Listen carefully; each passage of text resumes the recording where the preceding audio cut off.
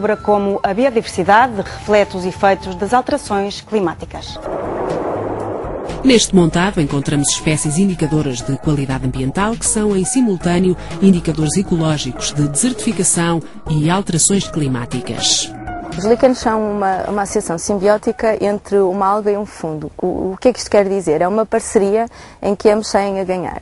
E os líquenes têm uma característica, eles são bastante diferentes das plantas na forma como funcionam. Não têm, por exemplo, raízes e dependem inteiramente da atmosfera para suprir as suas necessidades de água. Esta é a característica fundamental que os torna bons indicadores porque respondem diretamente às alterações climáticas. Temos aqui um exemplo, por exemplo, de um líquen higrofítico. Esta zona é uma zona que não é seca, logo aqui não tenho nenhum exemplo para vos mostrar de líquenes xerofíticos, ou seja, aqueles que toleram condições de secura. Utilizando estes dois grupos funcionais dos líquenes, podemos então tentar construir um indicador ecológico. Porque estes organismos são tão sensíveis e dão uma resposta antecipada, mesmo antes de outros organismos e por exemplo, em termos meteorológicos, já termos uma constatação de termos alterações climáticas, poderemos ter um indício de que as primeiras alterações começam a ser feitas e podemos, por exemplo, sinalizar zonas de risco. O nosso desafio agora é olhar, tentar interpretar o que é que as comunidades biológicas nos dizem em relação ao clima para poder antecipar estas variações que ocorrem e antes que os ecossistemas mudem. Porquê? Porque o clima causa mudanças nos ecossistemas não lineares, ou seja, nós somos capazes de estar a observar, ter um ecossistema e se apenas uma pequena variação de temperatura ou de precipitação pode mudar um ecossistema florestal, por exemplo, para um ecossistema onde a floresta já não é capaz de ser comportada porque a precipitação é baixa demais. A equipa de investigação, coordenada pelo Centro de Biologia Ambiental da Faculdade de Ciências, procura na comunidade vegetal sistemas de alerta precoce para processos irreversíveis de degradação dos ecossistemas, como a perda de solo e produtividade. Podemos ter uma área relativamente bem conservada e não ter uma grande diversidade de espécies, não ter muitas espécies presentes, mas ter espécies que são características desse local, espécies-chave, digamos assim, que por si só são indicadoras da saúde daquele ecossistema.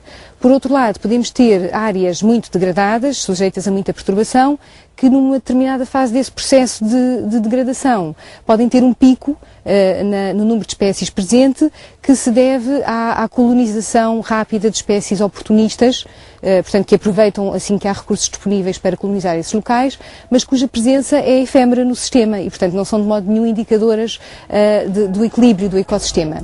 Os cientistas estudam a diversidade de plantas, mas sob o prisma da função que detém no ecossistema. Olhar para o ciclo de vida ou para a morfologia de uma planta permite compreender a adaptação de determinadas espécies a períodos de seca.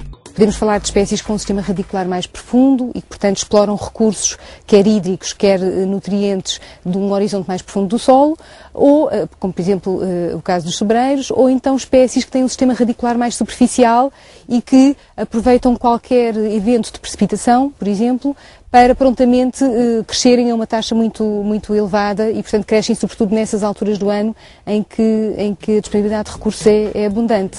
Com a ajuda destes indicadores, quais as áreas mais suscetíveis à desertificação, hoje e no futuro?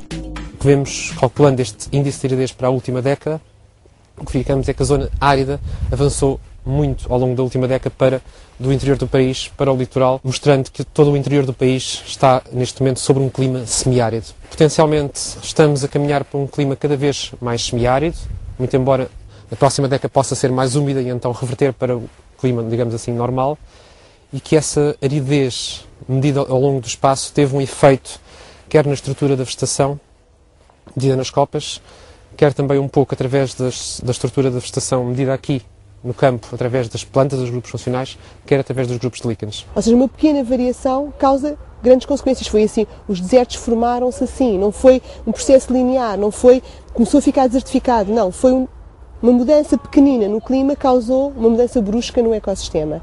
E essas mudanças que nós chamamos de limiares é o que nós queremos entender. Nós queremos perceber onde é que esses limiares estão e antecipá-los e dizer, atenção, este ecossistema está a ficar degradado, nós temos que prevenir ou mitigar os efeitos do clima se queremos continuar a extrair daqui os serviços que o ecossistema nos traz.